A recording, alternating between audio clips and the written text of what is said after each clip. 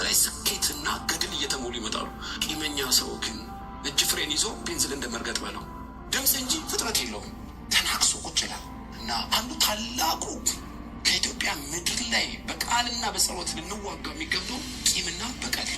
ስለዚህ ነው በመድረክ ላይ ባገኘነው አውደ ምሕረት ላይ በሰርግና በለቅሶ ህዝቡ የምሕረት ታላቅነት ከቂም አልባ ነፃ መሆን ሀገርን እንደሚያለማ እጅግ ካልሰበክን በቀር ወገኖች ለሀገራት ነስብ ድህነቱ ይከብዳል፣ ጉስቁልናው ይበዛል።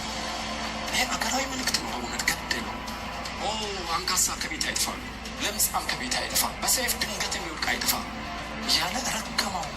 ፈሳሽ ያለበት ነገር ከቤት ከዘር አይጥፋ ታውቃለች። በችኩልነቱ ቁጣውን ባለመግራቱና በማስመሰሉ ተፈጥሮ ካደው። በቅሎ መንገድ ስታ ለዛፍ አቀበለች፣ ዛፍ አንጠለጠለው። ጨካኝ ሰው ተላከበት፣ ሩጫውን ጨረሰ። እና ወደኋላ ስታጠነጥኑት በአቢሴሎም ህይወት እንደ ኤምአርአይ ብታነሱት እነዚህ ጉልህ አዕማዶች ኮርስ አልተማረም አቢሴሎም። ዳዊት ግን ወደቀ ስትሉት ብድግ ይላል። እነዚህ አዕማድ የመንፈስ ቅዱስ ፍሬዎች እሴቶች በሉት ትፈልጉ በጣም ተዋህዶታል። እና የእግዚአብሔር ባህሪ እየተዋረሰው ልበ እግዚአብሔር እስኪባል ቤቱና መንግስቱ እየጸና መጣ። እኔ ወደ 3-4 መንግስት አይቻለሁ እኮ በእውነት ሀያል የሚመስሉ ግን ጽድቅን ያልተለማመዱ ህዝብን በውሸት ብትነቁ መንግስታቸው የለም። ኢትዮጵያ ውስጥ ብዙ አይተናል። በውሸት የተገነባ በምንም አታቆመው። በቁጣ የተገነባ በችኮላ የተገነባ ነገር ሁሉ አይዘነው አይደለም። በግል በመንግስት ደረጃ እንኳ ይሄ የታወቀ ዛሬ ሌላው 2 ሳሙኤል 3:1 ላይ ቤቴ እንዴት ሊበረታ ይችላል በሚል 2 ሰዎች በአንድ ዘመን የኖሩ እኩል እድሜ ያላቸው አንዱ ቤቱ ሲበረታ አንዱ ለምን ወደቀ ከዛው ከዳዊት ቤተሰብ ነው ማካፈላችሁ። እግዚአብሔር እንዲያስተምረን እንጸልያለን። በሰዓቱ ጨርሳለሁ። ጥቂት እንጸልያለን። ጌታ ሆይ እርዳኝ፣ የዛሬው ቀን አይለፈኝ፣ ጥበብና እውቀት የምቀስምበት ጊዜ ይሁን። ጌታ ሆይ ብዙ ወንድሞችና እህቶች ፊት ቆሜያለሁ። ይህች የተወደደች ቀን ነች። ለታሰሩ መፈታት፣ ለተጨነቁ ነፃነት ይሆን ዘንድ ቃሉ በህይወታችን እንደሚሰራ ስጋችን እስኪነግረን ጌታ ሆይ ልዩ ክብርህ ሰውነታችን ላይ ሲያርፍ እስኪሰማን ድረስ በቃሉ ውስጥ ያለ ጸጋ ያገኘን። ለብዙዎቻችን አሻጋሪ ጥበብን ዛሬ ስጠን። ክብር ለአንተ፣ በረከቱ ለህዝብ ሁሉ ይሁን። በኢየሱስ ስም ብለህ ስማን፣ አሜን። ዛሬ ማካፈላችሁ 2 ሰዎችን ነው። አንዱ ኢዮአብ ይባላል፣ ሁለተኛው ዳዊት ነው። ሁለቱም ነው ማካፈላችሁ። አንዱ ተሽቆልቆል ጦሮጦ ሲወርድ፣ አንደኛው ተሽቀንጥሮ ወደ ዳመና ሲመነጠር ታያላችሁ። እነዚህን 2 እኩያሞች በአንድ ዘመን የኖሩ በአንድ ባህል ውስጥ የኖሩ አንዱ ሲበረታ አንዱ ሲፈርስ ላካፈላችሁ ብዬ። ኢዮአብ ማን ነው? ብዙ አላነብም፣ ታውቁታላችሁ። ታሪኩን ቤትም ማንበብ ትችላላችሁ። ግን አንዳንድ ጥቅሶች እሰጣችኋለሁ። ኢዮአብ የዳዊት እህት የጽሩያ ልጅ ነው። ሴት ልጅ ጽሩያ 3 ጀነራል ወልዳለች። ኢዮአብ፣ ሜሳይና ታውቃላችሁ አቢሳ ይባላሉ። አሳሄልና አቢሳ።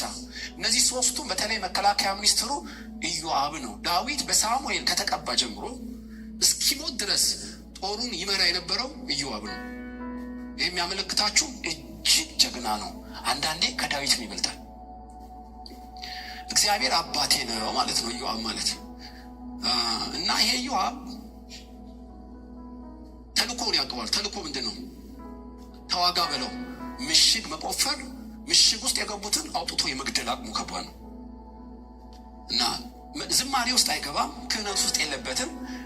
ኢዮአብ እንደ ዳማ ጨዋታ ነው ለሱ ጦርነት የተፈጠረውም። ለዚህ ነው ሰውን ሲወድ ሰውን ይሰጣል። ለዳዊት ንግስና መጽናት አንዱ የሰጠው ጄኔራል ኢዮአብን ነው። እና ለ18 ወር ከፈለክ ግቢያ ውስጥ ይገባል። ሚስቴ የለም ልጄ የለም። እና ወደ ጦርነት አዝምተው እንደ እንጀራ ነው ለሱ። ኢዮአብ መናፍስትን የመለየት አቅምም አለው። ሰይጣንም ዳዊትን ቀሰቀሰው። ስንት ጦር የሚመዙ ሰው እንዳለ ቁጠር አለው። ዳዊት ግን የቀሰቀሰው ሰይጣን ነው ይለናል የመጽሐፉ ጸሐፊ። ኢዮአብ ገብቶታል። ለምንድን ነው ወታደር መቁጠር የፈለግከው? በሰው ልትመካ ነውን? ይሄ እኮ ኃጢአት ነው አለው። ንጉሱ ግን አስገደደው። 1 ዓመት ከ2 ወር ቆጠራ ተደረገ። ከቆጠራው በኋላ ልቡን መተው። በዚህ ኃጢአት ወደ 70,000 ሰው ነው የተቀጣው ታውቃላችሁ። ከዳዊት ይልቅ መናፍስትን የመለየ ስጦታ አለው ነው የምላችሁ። ዳዊትና አቢሴሎም ሲጣሉ ከቴቁሁ ብለህ ሴት አምጥቶ አፏ ላይ የማስታረቅ ቃል ያኖረው ኢዮአብ ነው። የተጣሉትን የማስታረቅ አቅም አለው ማለት ነው። በእነዚህ ሁሉ ብጽዕናዎች የሚያስገርም ነው። በተለይ የዳዊት ኢኮኖሚ ሲናጋ ጦር ሜዳ ሄዶ ምርኮ ይዞ የሚመጣው እሱ ነው። ብዙ ብርና ወርቅ፣ ወንድና ሴት ባሪያዎች፣ ፈረስ፣ ጋሻና ጦር ምርኮ ይዞ ይመጣል። በቅዱስ ቃሉ ተጽፏል። ስለዚህ እንደ አይን ብሌን ከሚታዩት 4 ሰዎች አንዱ ነው። ታውቃላችሁ፣ አንዱ አሳፍ ነው በክህነት አካባቢ በዝማሬ፣ አኪጦፌል በምክር፣ ዳዊት በንግስናው፣ በውጊያ እስራኤልን ጋሻ የሆነው ኢዮአብ ነው። እና የዳዊት መንግስት እንደ ንስር እየጨመረ መጣ። ሊቀመስ አልቻለም። ሁሉም በቦታውና በጸጋው የተሰለፉ ነበሩ ማለት ነው። እና ዳዊትና ኢዮአብ እኩል እያደጉ ያሉ ድንገት ማርሽ የሚቀየርበት ኬላ ጋር ደረሱ። ይገርማችኋል። እና ይህንን ነው ማካፍላችሁ ዛሬ። ፈተናው መጣ። 2 ሳሙኤል ምዕራፍ 12 ላይ ፈተና መጣ ማለት ነው። 3 ፈተና ነው ማቀርብላችሁ። አንደኛው ፈተና ዳዊትና ሳኦል ተዋጉ ስላችሁ የሚገባችሁ ኢዮአብና አበኔር ተዋጉ ማለት ነው። ለምን? ኢዮአብ የዳዊት መከላከያ ሚኒስትር ነው። አበኔር የሳኦል መከላከያ ሚኒስትር ነው። ስለዚህ አበኔር የሚባለው ወደ ኋላም ወደ ፊትም የሚተኩስ ነው። ወደ ኋላ ጦሮሮሮ አንጀትን ነው የሚዘረግፈው። በጣም አስገራሚ ነው። የተቀባ ነው። በጦርነት ስልት ያውቃል። እና ዳዊትም አበኔር ሲሞት አልቅሶለታል። ምንም ብቀባም አበኔር እኮ መስፍን ነው፣ እጁ እንደታሰረ ሰው እንደ ሰነፍ እንዴት አበኔር ይሞታል ብሎ የለቅሶ ቅኔ የተቀኘለት ነው አበኔር። ስለዚህ አበኔር እና ኢዮአብ ጦርነት ገጠመው አንድ ወቅት። ዳዊት የእስራኤልን መንግስት እስኪወርስ ሳኦል ነበር የሚያስተዳድረው። ስለዚህ ሳኦልና የዳዊት መንግስት በአንድ ሀገር ውስጥ ይዋጉ ነበር እንደምታውቁ። በኋላ በአንድ ግድያ ውስጥ የኢዮአብ ወንድም አሳሄል እንደሚዳቋ ፈጣን ነው፣ ጦሩን ያዘው እና በጣም እየገሰገሰ ሲመጣ አበኔር አየው። ሲያየው የኢዮአብ ወንድም ነው። ጦር ይዘህ እንደሚዳቋ እየሮጥክ የምትመጣው እኔን ለመግደል ነው እንዲህ አለው። አንተን ለመግደል ነው አሉ። እኔ እኮ ጀነራል ነኝ፣ ይኸውልህ በአንድ ምት ነው መዘርርህ። ነገር ግን አንተን ብገድል ወንድምህን ኢዮአብን ፊቱን ማየት አልችልም። ወደ ቂም ይቀየራል፣ ወደ ስጋና ደም ውጊያ ይገባል። እለምንሃለሁ አሳሄል ወደ እኔ አትምጣ። ጦርነት ከፈለግ ወታደር ልስጥህና ተጋጠሙ። አበኔር አልሰማም አለ። ወታደሮች ሁሉ ግራ ቀኝ ለቀቆለት።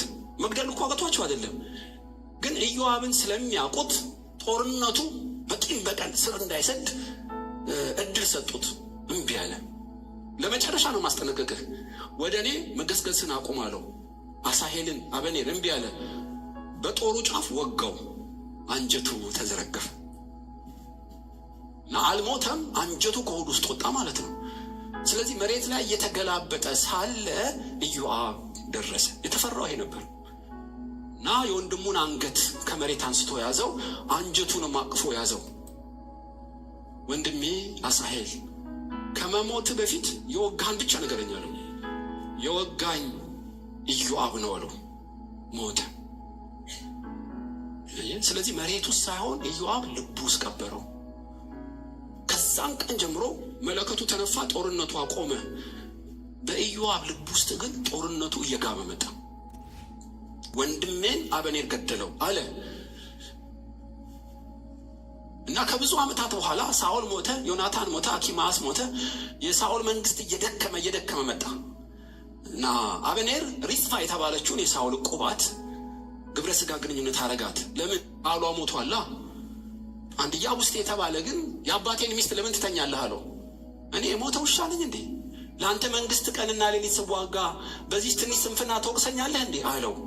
ትንሽ ስንፍና አይደለም በእርግጥ እና ሕያው እግዚአብሔርን ዳዊትን በእስራኤል ሁሉ ላይ ንጉሥ ትሆናለህ ብሎ እግዚአብሔር እንደቀባው አላውቅምን?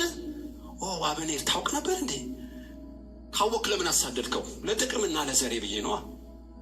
ንጉሥ እንደሆነ አውቀዋለሁ፣ የተቀባ እንደሆን ገብቶኛል። ነገር ግን አሁን ንስሐ እገባለሁ፣ ይቅር በለኝ እለዋለሁ። እስራኤልን በሙሉ ወደ እሱ መልሳለሁ፣ እንደተነገረው በእስራኤል ሁሉ ላይ አነግሰዋለሁ።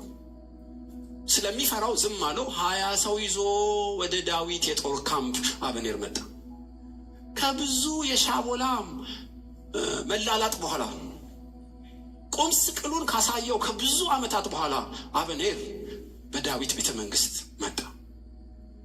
ቤተ መንግስት ሲከፈት በሩ አበኔር ከ20 ሰዎች ጋር በዳዊት መንግስት ውስጥ ተገኘ። ለምን መጣ አለው። ልክ ነው፣ ለብዙ ቀን ቁም ስቅል አሳይቻለሁ፣ እንደተቀባህ እያወቅሁ አሳድጃለሁ። አሁን ግን ይቅር በለኝ፣ እስራኤልን ሁሉ መልሰልሃለሁ።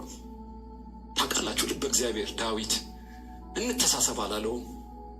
ይቅር ብያለሁ ብቻ ሳይሆን ጋበዘው፣ ማለለት።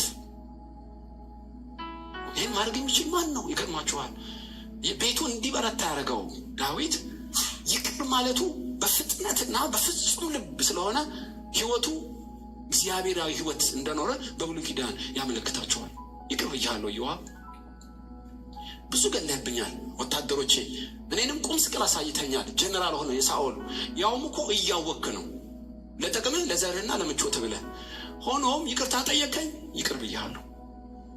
በያው እግዚአብሔር ስም እምልልሃለሁ፣ ልቤ ከልብ ጋር ነው። ጋበዘው። እስራኤልን ሁሉ ወደ ዳዊት ለመመለስ አበኔር ሲወጣ በጓሮ በር ኢዮአብ መጣ። ብዙ ምርኮ ይዞ መጣ ይላል። ቅድም እንዳልኳችሁ ያመጣው ምርኮ መጋዘን ውስጥ ገቢ ያደረገ እና እየተረጋጋ ያለ ወሬኞች የሴኩሪቲ ሰዎች ነገሩት። ዛሬ ኢዮአብ ጉድ በላሉት። ምን ሆኗል? በእስራኤል መንግስት አበኔር ቤተ መንግስት መጥቶ ምን ያላምንም አለ። አበኔር እኛ ካምፑስ መጥቶ ነበር። ከዛስ የብራዘር ወንድም መገበው፣ ማለለት፣ ይቅር ብሎት ሸኘው። ጠላቱን በእጁ አሳልፈው ሰጥቶት መገበው፣ ማለለት ነው የምትሉ? በእውነት ነው ምን ራሱን ሄጄ ጠይቀዋለሁ አለው። ይህንን ክፍል አንደኛ ዜናም ማንበብ ትችላላችሁ። ሁለተኛ ሳሙኤል 3:6 ላይ፣ ሁለተኛ ሳሙኤል ምዕራፍ 3 ቁጥር 20 ላይ እዛ አካባቢ ተጽፏል። እና ቀጥታ ወደ መንግስቱ ነው የመጣው ዳዊት። የሰማሁት እውነት ነው ሆነ? አበኔር በእጅ ገብቶ ጋበዝከው እንዴ? ማርከው እንዴ? አዎ ይቅር በለኝ አለኝ፣ ይቅር አልኩት። እሱ እኮ መውጫ መግቢያን ሊሰልል ነው የመጣው። በእርቅ አስመስሎ ካሜራ አንስቶ እኮ ድባቅ ሊከት ነው። ይሄ አንተ ተርጉም ነው ብራዘር። እኔ ልቡን አላውቅም። ይቅርታ ጠየቀኝ፣ ይቅር አልኩት። ኖ ትክክል አይደለም። ዳዊትን ሳያማክር እየጋለበ አበኔርን ተከተለው። አበኔር አበኔር ከንጉሥ የተላኩት ጉዳይ አለ፣ አንዴ ቆመ ጠብቀኝ አለው። አበኔርም ከንጉሥ ጋር ታርቆ በመሐላ ስለመጣ ኢዮአብን እጅ አልተጠነቀቀም። እንዲያውም ቃል በቃል አንብብላችሁ ሁለተኛ ሳሙኤል ምዕራፍ 3 ቁጥር 22፣ ሁለተኛ ሳሙኤል ምዕራፍ 3 ቁጥር 20 አበኔርም ከ20 ሰዎች ጋር ነበረ እና ወደ ኩርባ ውስጥ ወሰደው። በሚስጥር እማናግርሃለሁ ብሎኝ ከ20 ሰዎች ለየው። ምንድን ነው የምታናግረኝ አለው። ከላይ እያወራው ከታች በጩቤ አንጀቱን ዘርግፎ ገደለው ይልና የመጽሐፉ ጸሐፊ ስለ ወንድሙ ስለ አሳሄል ተበቅሎ ገደለው። ስለ ዳዊት አይላችሁም፣ ስለ እግዚአብሔር መንግስት አይላችሁም። ከብዙ ዓመት በፊት የሆነውን ኮድ በልቡ ይዞ ምቹ ጊዜና ቦታ አንጀቱን ዘርግፎ ገደለው ይላል። ዳዊት ሰማ። አበኔርን ኢዮአብ ገደለው ሲሉት ገደለው። 5 እርግማን ከቤቱ አይጥፋ። ለምጽ ያለበት፣ አንካሳ ያለበት፣ እንጀራ የማያጣ በሰይፍ የሚወድቅ ሰው ከኢዮአብ ቤት አይጥፋ ብሎ ረገመው። ዳዊት አይመስለኝም የረገመው። የኢዮአብ ቤት እንደ ጉሉኮስ የድካም መንፈስ ገባበት። ከቤቱ ጠብ የሚል ከቤቱ ኃያል ሰው ላይ ወለድ እና በዘር ውስጥ ቤቱን የሚያደክም ጣጣ ስቦ አገባ ማለት ነው። ለምን? የማይምር ቂመኛ ስለሆነ። የዳዊት መንግስት ለምን በረታ? የሚምር ስለሆነ ነው። ታውቃላችሁ፣ ብዙ ኢትዮጵያውያንን ያደቀቀው ከብዙ ኢሮፓውያን ባለጠጋ ሀገሮች በፊት የነበርን እኛ እንደ ጸሎትና እንደ ወንጌል እንደ መቀበላችን ስለምን አልበረታንም? እያንዳንዱ ልብ ኤክስሬ ብታነሳው በቂምና በበቀል ውስጥ ያለ ነው። ጊዜ ይፈጃል እንጂ ይገርማችኋል፣ ፈጽሞ ይቅርና ምሕረት ለማድረግ አቅማችን ደካማ እንደሆን ገብቶኛል። በዘርና በጎሳ በነገድ ውስጥ ያለውን ከኔ ይልቅ እናንተ ታውቃላችሁ። አብሮ እንጀራ ይበላ የነበረውን ጊዜ ሲመጣለት ይገለዋል። ከመሬት ይውጣ ይለዋል። ቂም ይዞ ምቹ ጊዜ ላይ አልብቶ የሚገድል ሆነ። ሰማያት ተዘጉ። ኃይላችን እንደሚያችን አልሆን አለ። ብርታትና ድካሙን ምን ለየው? ቂም ነው። የማሩ ሲለመልሙ ቂመኞች እየከሱ መጡ። ይህ እኮ በትልቁም አውድ በትንሹም አውድ ያው ነው ፕሪንሲፕሉ። ቂመኛ ሰው አይለማም፣ የሚምሩስ ይማራሉ። ሕይወታቸው እየተመነደገ ከምትገረመው በላይ ስኬትና ገድል እየተሞሉ ይመጣሉ። ቂመኛ ሰው ግን እጅ ፍሬን ይዞ ቤንዝል እንደመርገጥ በለው ድምፅ እንጂ ፍጥረት የለውም። አይ ተናክሶ ቁጭ ይላል። እና አንዱ ታላቁ ከኢትዮጵያ ምድር ላይ በቃልና በጸሎት ልንዋጋው የሚገባው ቂምና በቀል። ስለዚህ ነው በመድረክ ላይ ባገኘነው አውደ ምሕረት ላይ በሰርግና በለቅሶ ህዝቡ የምሕረት ታላቅነት ከቂም አልባ ነፃ መሆን አገርን እንደሚያለማ እጅግ ካልሰበክን በቀር ወገኖች ሆይ የሀገራችን ህዝብ ድህነቱ ይከብዳል፣ ጉስቁልናው ይበዛል። ይሄ አገራዊ መልእክት ነው። በእውነት ገደለው። አንካሳ ከቤት አይጥፋሉ፣ ለምጻም ከቤት አይጥፋ፣ በሰይፍ ድንገት የሚወድቅ አይጥፋ እያለ ረገመው። ፈሳሽ ያለበት ነገር ከቤት ከዘር አይጥፋ ነው። የእህቱን ልጅ መጥላቱ ነውን? አይደለም። ከሱ የሚሻሉትን ጊዜ ጠብቆ ምሕረት የጠየቀውን አልምርም ብሎ ስለተበቀለው ነው። ኢዮአብ ለመበቀል በቂ ምክንያት አለውን? ከበቂ በላይ። ወንድሙ የሞተው እጁ ላይ ነዋ። የወንድሙ አንጀት የማይረሳ ትዝታ ነዋ። እንደ ሰው እኮ ሊረሳ አይችልም በእርግጥ። ነገር ግን በቀል እግዚአብሔር እንደሆነ አውቆ ወደ ምሕረት ለማድላት ራሱ ነው። ካላሰለጠንክ የደረሰብህ እኮ በቀል እንደታረግ በቂ ሊሆን ይችላል። ለሚበቀሉ ሰዎች እኮ ከመሬት ተነስተው አይደለም። ልጄን ገደለ፣ እናቴን ገደለ፣ ከብቴን ገደለ፣ ቤቴን አቃጠለ፣ ከምድሬ አባረረኛ እበቀለዋለሁ ይላሉ። ወገኖች ሆይ እግዚአብሔር አያጸድቀውም። ለምን? ለሰው ልጆች በቀልን አልሰጠም። እንክርዳድን የሚነቅል ስንዴን ወደ ጎተራ የሚከት የማይስት ለእያንዳንዱ የተነቀነቀ መስፈሪያ የሚሰጥ በዙፋኑ ላይ አለ። ሰው እንዲያግዘው አይገባውም በፍርድ ፍቅርንና ምሕረትን እንጂ በቀልን ለሰዎች አልሰጠም። ለምን? በቀል ውስብስብ ጥበብ ይጠይቃል። የትላንቱን የአሁንና የነገውን ቀምረህ ተመጣጣኝ ቅጣት ለሰዎች መስጠት አትችልም። እንክርዳድ ስትነቅል ስንዴ መነቀሉ አይቀርም፣ ወይ ታበዛዋለህ። እና የሰው ልጆች ፍትህ ለመበየን አቅም ስለሌለን በግልጽ የተጻፈው በቀል የኔ ነው እና የማይምር አይማርም ብሎ በአባታችን ጸሎትም ጨምሮታል። ይቅር ባትሉ ይቅር አትባሉም እያለ ስለ ምሕረት እጅግ አድርጎ ነው ጌታ የሚያስጠነቅቀው። በእውነት የብዙ ሰዎች ሕይወት የደከመው በዚህ ምክንያት ሊሆን ይችላል።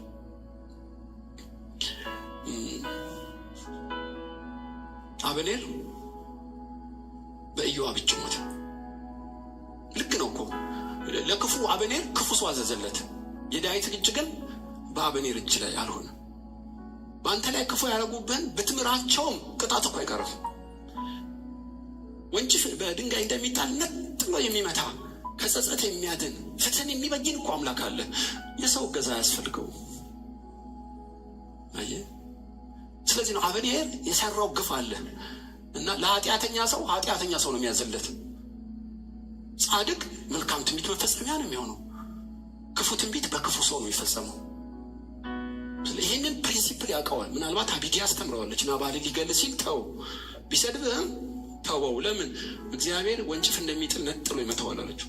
በ10ኛው ቀን ዘረረው እግዚአብሔር። ዳዊት አይደለም እጄን እግዚአብሔር በቀባው ላይ አላኖርም፣ ወይ ቀኑ ደርሶ ወይ በሰው እጅ ወይ በእግዚአብሔር እጅ ይሙት እያለ ይህን ጥበብ በጣም ስር ሰዶ አጠናው ማለት ነው። በዚህ ጉባኤ ርስት ያላካፍል ያለሽ፣ ቤተሰቦችሽ ያገለሉሽ አይደለም፣ ከመስሪያ ቤት ያባረረ፣ ምናልባት ያንተ የሆነውን ጉዳይ ወቅቱ ያደማብህ፣ ህሊና የቆሰለ ልብህ የደማ ሰው ብትኖር እግዚአብሔር ለእኔ ተወው። በዚህ ቂም በቀልና በንዴት ከሄድክ እየሞትክ ነው የምትመጣው። ቂም በቀል አንተ ነው የሚገለው። በጣም አደገኛ ነው። እንዳታነብ፣ እንዳትጸልይ፣ ተልእኮውን እንዳትፈጽም ጉሮሮ አንቆ ነው የሚይዘው። ለእግዚአብሔር ሰተፎ ካላልክ በቀር እንደ መርዝ ነው። እና ኢዮአብን የሚያክል ታላቅ ሰው ሊሸለም ሲገባው፣ በሰለሞን መንግስት ሪቫይቫሉ ሊያጣጥም ሲገባው፣ ነፃ ቤት ሊሰጠው ሲገባ፣ ጡረታው እየተጨመረ እንዲመጣ ሲገባው፣ እያችሁ ፍጻሜው ግን እርግማን ሆኖበት ቁጫል። ያ ሁሉ መሰጠት፣ ያ ሁሉ ጥበብ፣ ያ ሁሉ መጋደል በቂም ሲያባዛው ዜሮ ሆነለት፣ አለቀ። አንዳንድ ኃያል ሰዎችን የሚጥለው ትንሽ ነገር ነው። በብዙ ገድል የሸበረቀው ኢዮአብ በትንሽ ስንፍና ተዘረረ። እናንተ ፈሪሳውያን፣ ሰዱቃውያን አዝሙድ፣ እንስላልና ከሙን አስራት ስታወጡ የሚያክላቸው የለም። ዋናውን ትተዋላችሁ። ዋናው ምንድን ነው? መማር አትችሉ፣ ከነከሳችሁ አትለቁ። ዋናና ትልቁ ነገር ዜሮ ናችሁ። ከመስዋዕት ይልቅ ምሕረትን እወዳለሁ ያለው ሆሴዕ ላይ አላነበባችሁትምን? ከአገልግሎት ይልቅ ምሕረት እንደሚበልጥ አታውቁምን? እናንተ ግን አገልግሎት ነው ዋናው ትላለ። ቂም ይዘህ አይሆንም ብራዘር፣ ምሕረት ነው ዋናው እያለ ዳዊት ባለጠጋ የሆነበትን የምሕረት ከፍታ በአዲስ ኪዳን የሚነግራቸው።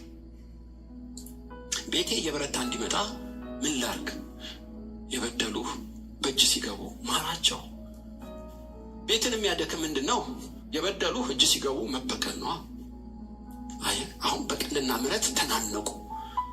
ዳዊት ኤ ፕላስ ሲያመጣ ኢዮአብ ኤፍ አመጣ ማለት ነው። ሁለተኛው ወገኖች ሆይ ርኅራኄና ጭከና ነው። ይህንን በሁለተኛ ሳሙኤል ምዕራፍ 13 ላይ ታሪኩን ታውቃላችሁ፣ ደጋግሜ ስላወራሁት። በእውነት ጭከና እና ርኅራኄ ናቸው የሚያለመልሙን፣ የሚያደክሙን ወይም የሚያበረቱን።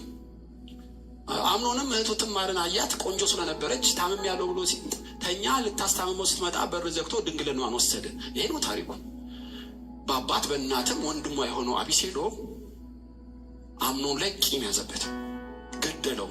በግብዣ አሳቦ ወደ ጌሹር እናቱ አገር ወደ ተልማይ ኮበለለ።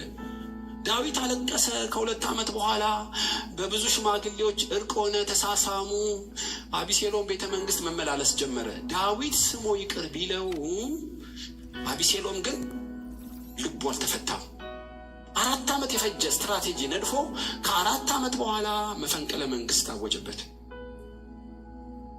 በድንገት ሳያስበው ስለሆነ ታውቃላችሁ የሆነው እና አኪጦፌል ያቦኩት ነው መፈንቅለ መንግስቱ። ህዝቡ ሁሉ ከአቢሴሎም ጋር ነው።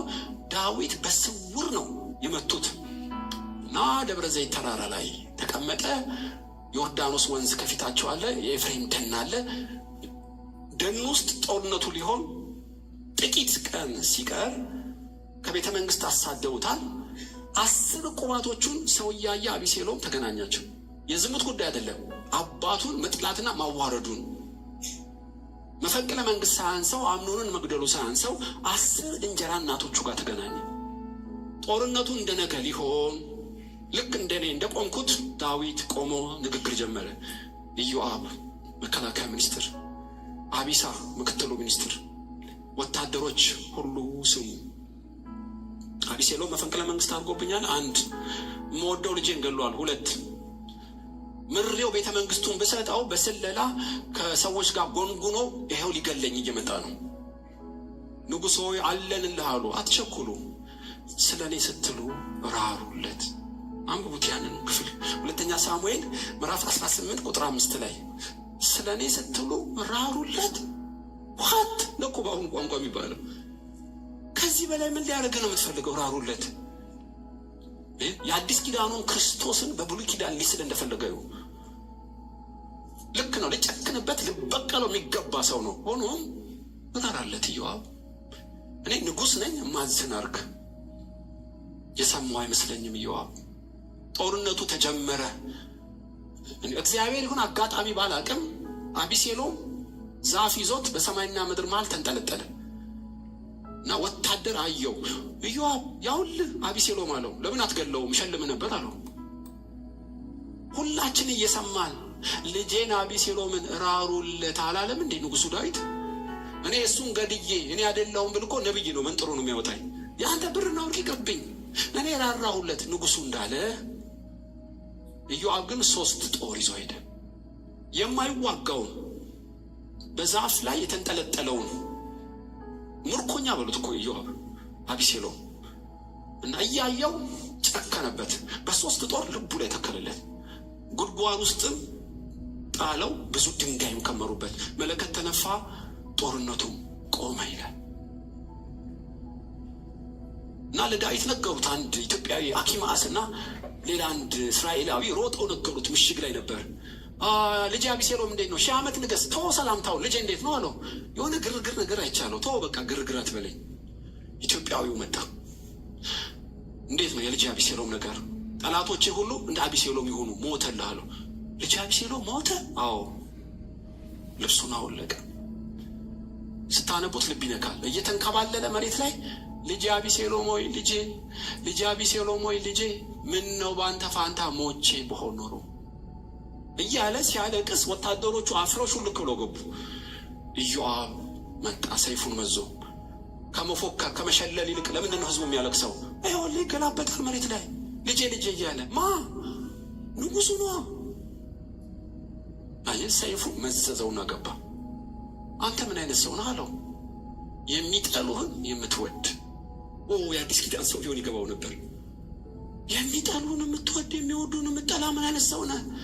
ለአንተና ለመንግስት የተዋጋውን ህዝብ ታሳፍራለህን? ሕያው እግዚአብሔርን በእግዚአብሔር እምላለሁ ከተወለድክበት ጀምሮ እስከ ዛሬ ያላገኘን መከራ አሳያለሁ። ዘርህን በሙሉ እምሽቅ ነው ማድረግልህ በሰይፍ። ኢዮአብ እባክህ አትግደለኝ አለው። ንጉሱ ጀነራሉን ፈራው። ታውቃላችሁ መንፈሳዊ ሰው ስጋዊ ሰውን ይፈራል እኮ። ስጋዊ ሰው አያገናዘብልህም። ይሄ ማራው ይቅር በለው ላሳደደ ጸልይ ቀኝን ለመታ ግራ ምናምን ምንድን ነው የሚለው? ግራ ገባው።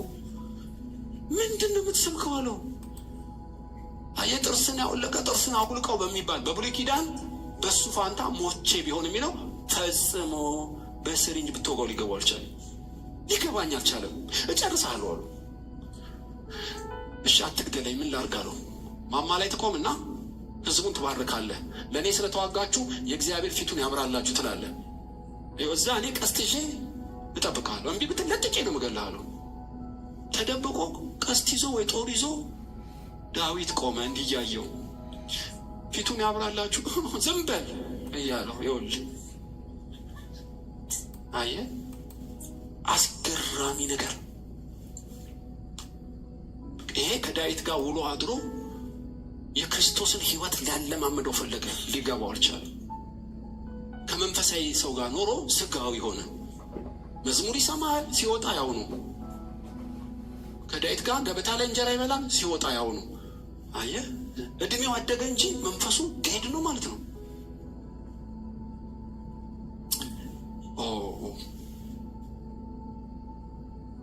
መራራት አልቻለም።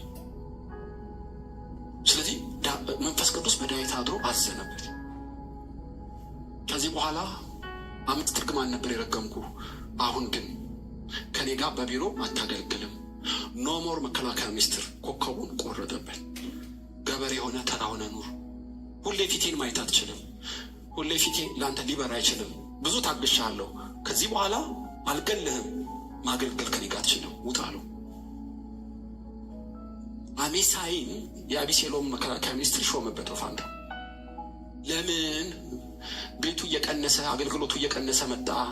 አንዱ ሲራራ አንዱ ሲጨካኝ ሆነ። ጭከና ወገኖች፣ ኢትዮጵያ ውስጥ ተዘግዝቆ የተሰቀለ አለ የለም?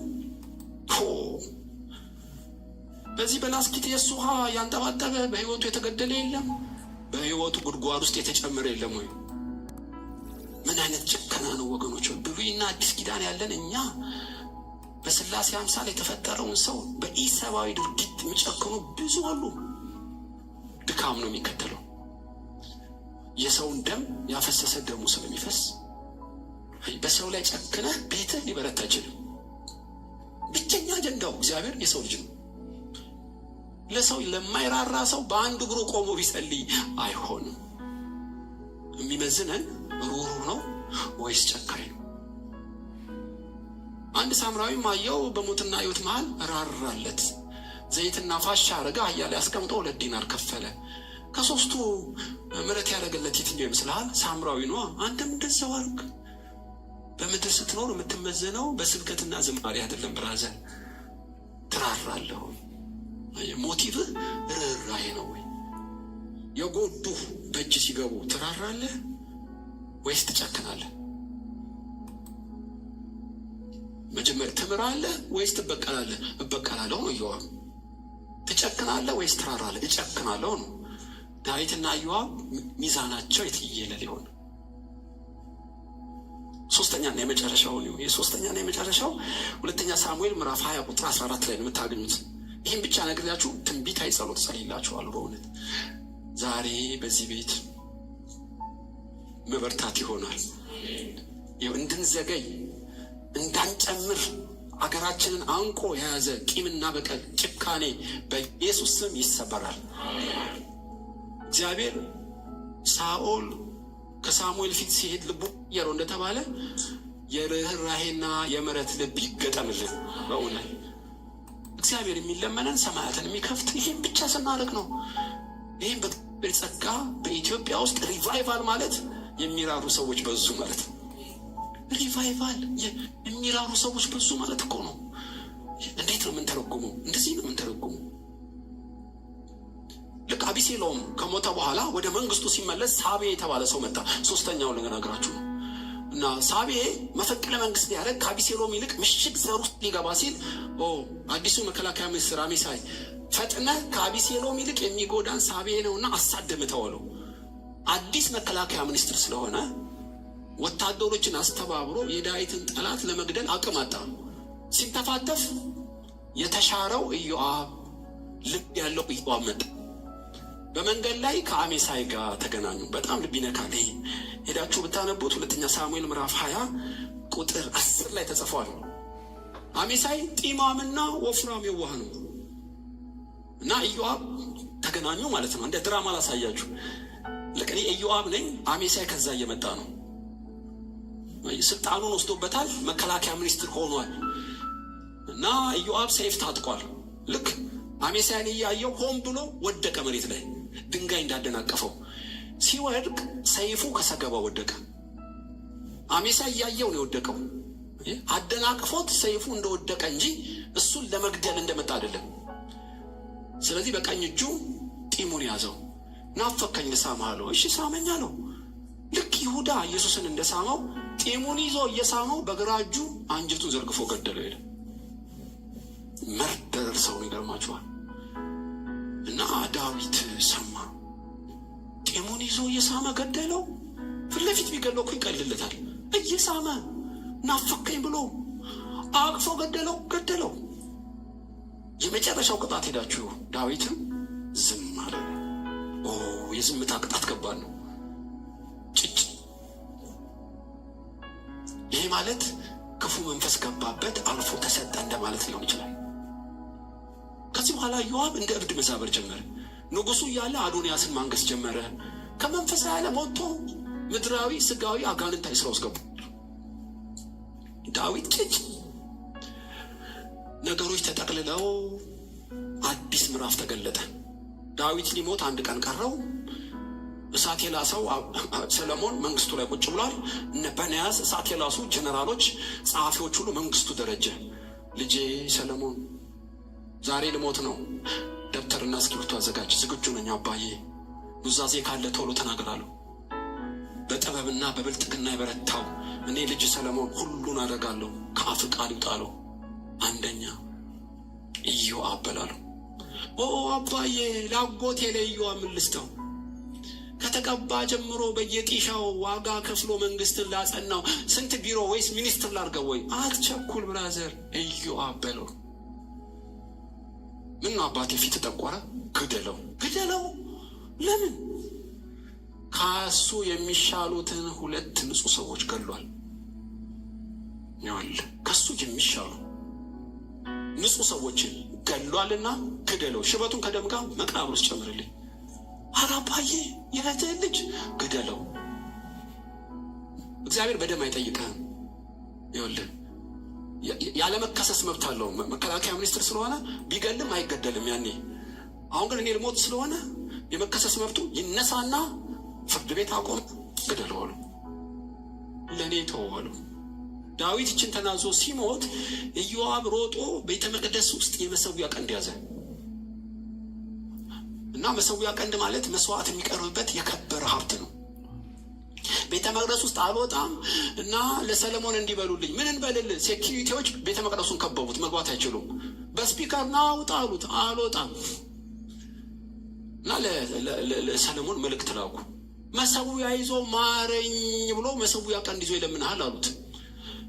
አልማረምና አትማሩት፣ መቅደስ ውስጥ ግደሉት አላቸው። ቤተ መቅደስ ገብተው እዛው መሰዊያ ላይ ገደሉት፣ ጎትተው እንደ ውሻ ቀበሩት። ይገርማችኋል። ኢዮአብ በሰለሞን የመጣውን የተገለጠውን ጥበብና እውቀት ንግስት ሳባ እኮ ከኢትዮጵያ ሄዳ ቀስመዋለች። ከጎኑ ቅርብ የሆነው ያጎቱ ልጅ የሚያበሩ ከዋክብት ሊሸለም ሲገባው፣ የውጭ ጉዳይ ሚኒስትር ሊሆን ሲገባው፣ የመዋኛ ያለበት ቤት ሊሰጠው ሲገባ ሰይፍ ተላከለት። ያ ሁሉ ዋጋ ከፍለው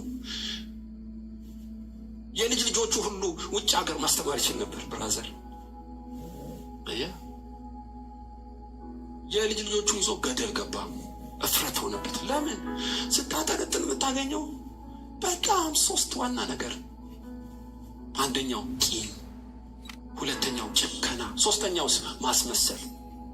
ምንድነው አቤሴሎም የሚያስመስለው? ኢዮአብ ጢም ይዞ የሚስም ይመስላል፣ ግን ይገላል። ቃሉ ከቅቤ ይልቅ የለሰለሰ ነው፣ ውስጡ ግን ሰፍ አለበት። አደገኛ ሰው እንዲህ ያለ ሰው ሁለቱንም የገደላቸው እየሳመ ነው። አታምኑ?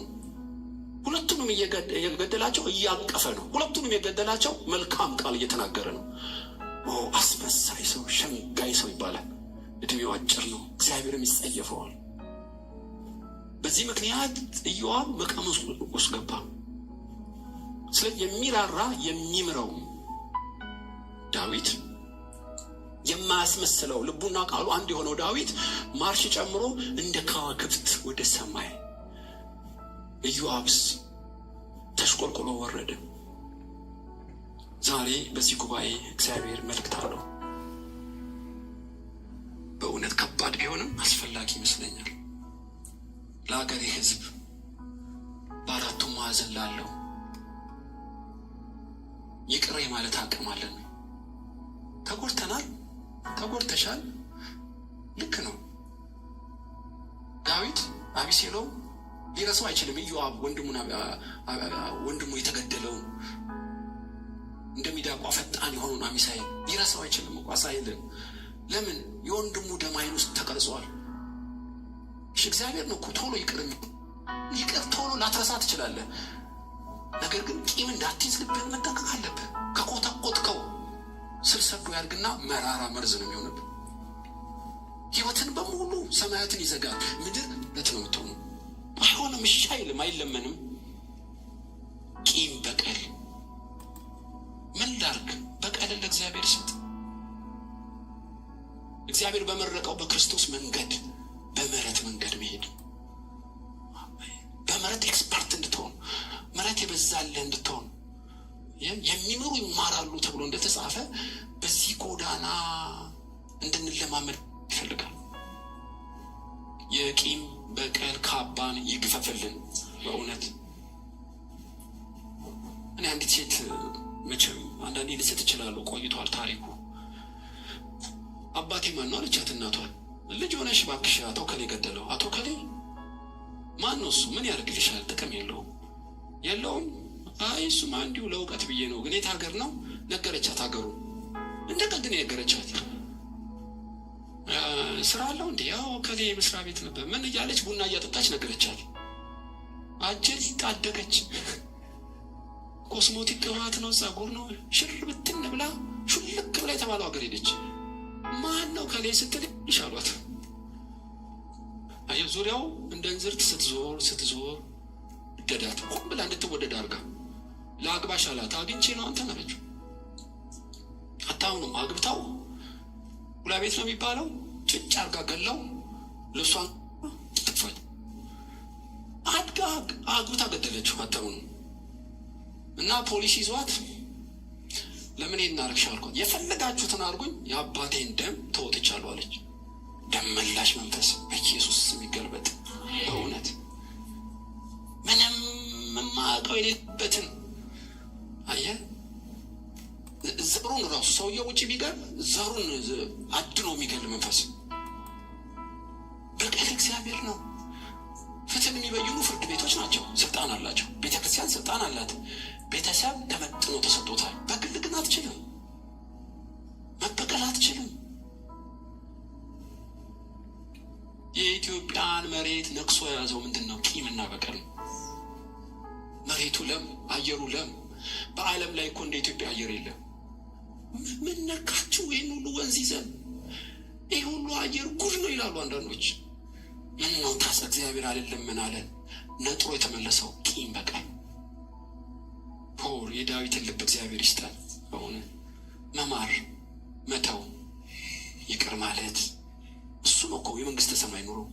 እሱ ነው ሪቫይቫል። እሱ ነው ታድሶ። ከተማ ሁሉ አምሮ ቤንዚን ወጥቶ ብራችን ደሞዛችን ጨምሮ ቂመኛ ብንሆን ምን ይጠቅመናል? ምንም። በእውነት ነው የምላችሁ። የሚምር ሰው መላእክት በዙሪያው ይሰፍራሉ፣ ባይበላም ደስታሉ። ቂመኛ ሰው እንቅልፍ የለውም። ኢዮአብ እንቅልፍ የለውም። ዳዊትን የሚክል ጸጋ ከጎኑ ኖሮ አልተጠቀመበትም። 2 መራራት። ወገኖቹ የጎዳን ሰው በእጃችን ሲገባ ወደ ርኅራኄ ልብን ካላዘነበልከው እበቀላለሁ ብትል ሰማያት ይዘጋሉ። መራራት። መራሩለት። ብዙ በተናገርኩ ጊዜ የለም። 3ኛው እውነተኛነት። በእውነት ይሄ በቸርች አሁንም እየገባ ነው። ድራማ ነገር እግዚአብሔር የሚጸየፈው። እናንተ ነጭ ልብስ ለብሳችሁ በኑሮ የተለሰነ ግርግዳ የምትመስሉ ሌቦች፣ የሙታን መቃብር ስስታም ሁሉ ይላል ጌታ።